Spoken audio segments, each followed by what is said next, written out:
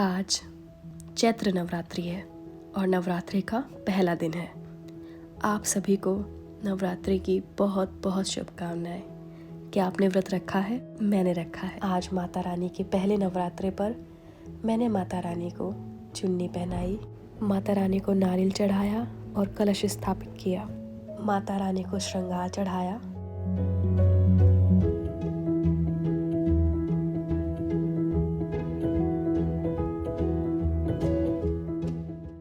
शिवलिंग की पूजा की, शिवलिंग पर जल चढ़ाया और कच्ची मिट्टी में जौ बो दिए। आज के दिन माँ के शैलपुत्री रूप की पूजा करते हैं। क्या आप जानते हैं कि हम नवरात्रि क्यों मनाते हैं? बहुत सारी कथाएं, बहुत सारी कहानियाँ प्रचलित हैं। जितना मैं जानती हूँ, मैं आज वो आपके साथ शेयर करना चाहती हूँ। पौराणिक कथाओं के अनुसार एक बार रंभासुर के बेटे महिषासुर ने अपने कठोर तप से ब्रह्मदेव को प्रसन्न किया और उनसे अमरता का वरदान मांगा। ब्रह्मदेव ने कहा कि जिनका जन्म हुआ है उनकी मृत्यु निश्चित है। तुम अमृत के अलावा कुछ भी मांग सकते हो। काफ़ी सोचने के बाद महिषासुर ने ब्रह्मदेव से कहा कि उसका वध केवल स्त्री के हाथों ही हो सके। वह स्त्री को निर्बल और असहाय समझता था। इस वजह से उसने यह वरदान मांगा ताकि कोई स्त्री उसे मार नहीं पाएगी और वह अमर हो जाएगा। उसके बाद महिषासुर ने तीनों लोगों पर अपना अधिकार कर लिया। देवी, देवता, ऋषि, मुनि, गंधर्व, मनुष्य सब उससे परेशान हो गए थे। तब सभी देवताओं ने आदि शक्ति माँ जगदम्बा का आह्वान किया। वे चैत्र माह के शुक्ल पक्ष की प्रतिपदा को प्रकट हुई और उन्होंने प्रतिपदा से लेकर नवमी तक एक एक करके अपने 9 स्वरूपों को प्रकट किया। माँ के 9 स्वरूप कौन कौन से हैं, मैं आपको बताती हूँ।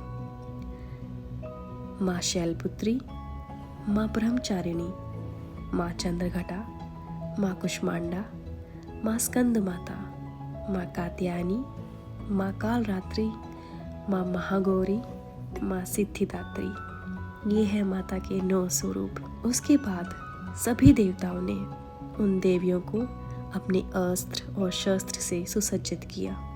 माता रानी के 9 स्वरूप नवदुर्गा के नाम से प्रसिद्ध हैं। चैत्र शुक्ल प्रतिपदा से नवमी तक नवदुर्गा की उत्पत्ति हुई।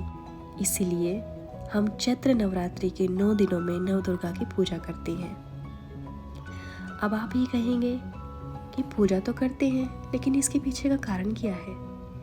इसके पीछे का कारण ये है कि जो महिषासुर राक्षस था, माता ने अपने 9 स्वरूप में आकर 9 दिनों तक महिषासुर के साथ युद्ध किया और अंत में महिषासुर को जब यह एहसास हुआ कि अब उसकी मृत्यु निश्चित है, तो उसने माँ से कहा कि हे माँ, मुझसे भूल हुई, मुझे अपनी शरण में लेकर मेरा वध कर दो।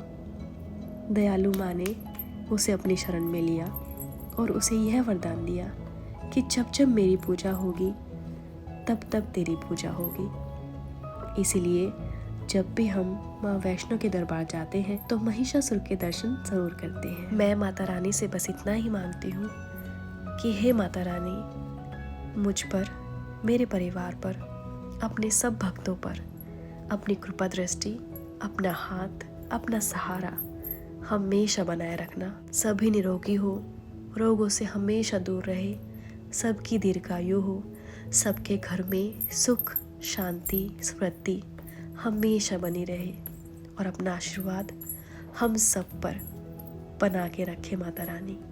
और हमारी गलतियों और पापों के लिए हमें क्षमा करे माता रानी। हमसे कोई गलती या पाप हुए हों तो हमें क्षमा करे माता रानी। हमसे सिर्फ अच्छी चीज़ें, अच्छे विचार, अच्छी बातें और अच्छे कर्म कराए माता रानी। जय माता दी।